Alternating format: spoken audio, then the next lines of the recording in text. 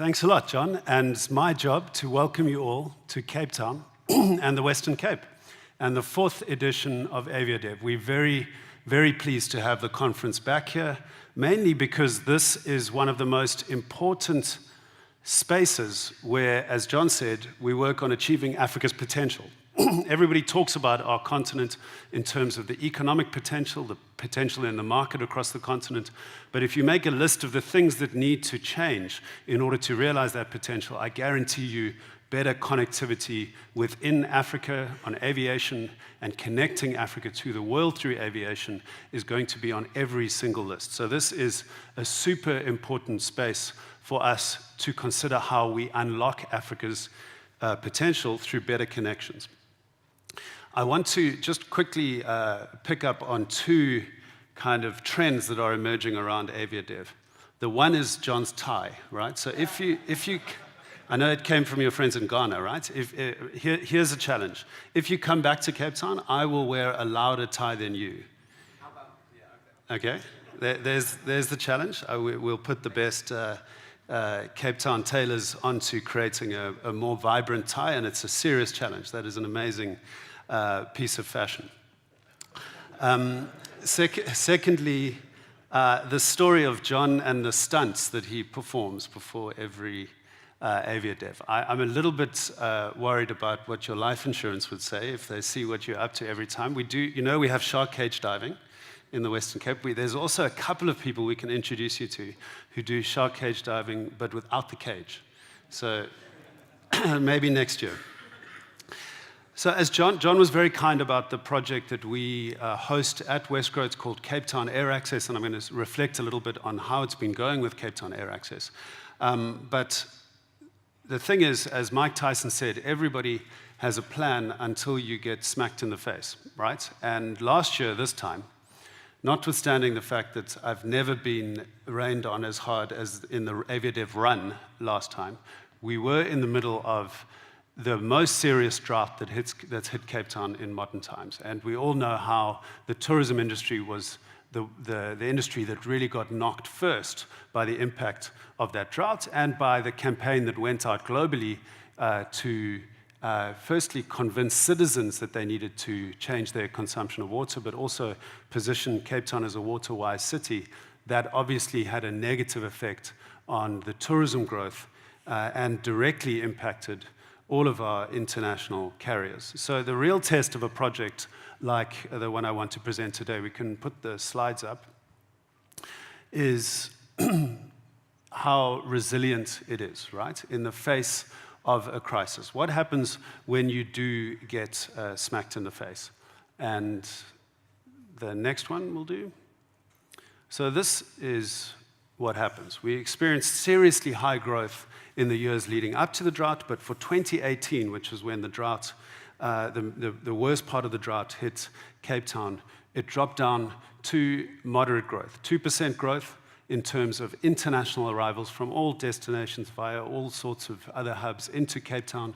We were pleased to register some growth given just how bad the year was. Obviously, a lot of that decline was centered in the UK, and that, as John mentioned, is probably as much about their own domestic issues and their issues with Europe as it is about the drought, but that was certainly another contributing factor. The encouraging thing is, out of our top 15 strongest growing markets in 2018, 6 of them were from the rest of Africa. And you can just see the performance out of Zimbabwe, for example, really shoring up that growth rate. In fact, if we didn't have that growth from Zim, we would have been flat in 2018. On the next slide, you can see the potential. Where are the new flights that you need to launch to connect Cape Town to your markets on your carriers? Where are they coming from? So this is looking at our strongest growth. The big one in growth is supported by the Rwanda Air Service that launched in May last year, and I'm very pleased to welcome their announcement that in July 2019 they'll go from 4 frequencies to 5 frequencies per week on that 737-800. That's driving that growth not only to Rwanda, but of course their tag via Zim, huge double-digit growth out of Rwanda and Zim, driven by our friends at Rwanda Air. Then where are the big opportunities? Where are the unserved Where's the unserved growth coming from? The biggest markets last year were in North Africa, Egypt and Morocco. Really strong performance in terms of travelers coming here, but without the benefits of non-stop connectivity. If you look at the biggest unserved markets in terms of numbers, the two that you need to take note of are Lagos and Maputo. So you can see the trends emerging. We need better connections as Cape Town to North Africa and to the unserved markets in West Africa. I want to quickly mention the expansions on our African carriers last year. Kenya Airways announced non-stop service to Nairobi from Cape Town in July. Airlink went from 5 times to daily, connecting us to Maun in Botswana. TAG went from 3 to 4 frequencies a week from April last year, and Air Namibia went from twice daily to 3 times daily last year. So that's a big part of, if you click forward, what's happened to add 150,000 one-way seats into Cape Town, and a quite extraordinary 8.5% international terminal growth. That's flights landing at Cape Town International. Really strong growth in the international terminal, notwithstanding the drought that we were in. Drilling down quickly into the performance across Africa since 2015, so the project that we host is 4 years old now. In those 4 years, we've added 4 new African carriers to the Cape Town network, Ethiopian, TAG, Kenya, and Rwanda, and 8 new destinations on those carriers, adding 400,000 two-way seats in the 4 years. So just quickly to review the other carriers in the room and welcome new developments. Air Botswana is coming back since the 1st of March. Air Mauritius added their wide-body service in March 2018, and then our friends at SA Express renewing service to Walvis Bay. So you can see the importance of the African network in the success story of Cape Town Air Access. But on the next slide, the big news of last week is that United Airlines is coming back to Africa, and they're coming back to Cape Town. They have flown to Africa before. They used to connect to Nigeria. They ended that service in 2015, and when we've been meeting with the United Airlines team since then, they've been very eager to tap back into the African growth story, and we're extremely pleased on the next slide that they've chosen to do that via Cape Town. They'll be launching on the 15th of December this year, a seasonal 3-time service on the Dreamliner. This will cut a round-trip travel time between New York and Cape Town by 8 hours. So you can see this is about tourism, the tourism business case, but it's also about business. It's also about the time that business people looking to connect from New York into Africa will save on that service. So we're very pleased to welcome United Airlines back to Africa. And lastly, I wanted to just reflect on the partnership. I did present this last year, but there's been a few changes to this slide. Somebody called G.K. Chesterton said, "I've searched all the parks and all the cities of the world, and I've never seen a statue of a committee." I think we have here an example of perhaps a committee that deserves a statue. This is a collaboration, a South African collaboration representing national government, provincial government, and local government. I'll just go around quickly from our friends at the bottom left at South African Tourism, sponsoring the gala dinner tonight. Thank you very much to Bradley and the team. Our colleagues at Cape Town Tourism, at the top you can see the City of Cape Town and the provincial government of the Western Cape.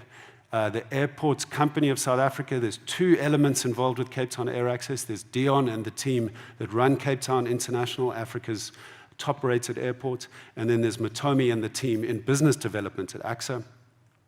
Obviously, Wesgro, our agency, the Tourism, Trade and Investment Promotion Agency for Cape Town and the Western Cape, hosting the project, and then it's co-funded. It's actually majority funded by our private sector partners. These are some of the biggest companies in Africa operating out of Cape Town: Naspers, Oceana, Investec, Leo Collection, Sogosan, and then there's 2 new funding partners since last year. We welcomed Africa's largest tourist attraction, the V&A Waterfront, and then last week we had an agreement from Oasis Asset Managers that they're coming on board as partners too. So this is a multi-level collaboration between the spheres of government in South Africa and between the private sector and the public sector, and I think it is the recipe for success of Cape Town Air Access, The last announcement is that this model is one that is growing across South Africa and Africa. Our team has signed a cooperation agreement with the team at Nelson Mandela Bay, and particularly the Nelson Mandela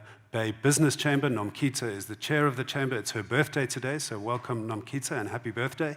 And they brokered this arrangement where we're helping grow connectivity at the other end of the garden route at PE International Airport. And then very recently, we've signed an agreement with KMI, Kruger and Mpumalanga International, so that we can help grow the connection between the safari offering in the north of the country with Cape Town and the tourist offer down here. So the good news is this is an idea collaborating in route development that is growing not only across South Africa, but across Africa, and we're very pleased to welcome AviaDev back to Cape Town in the spirit and in the mission of growing connectivity on our beautiful continent to achieve our potential. Thank you very much, John.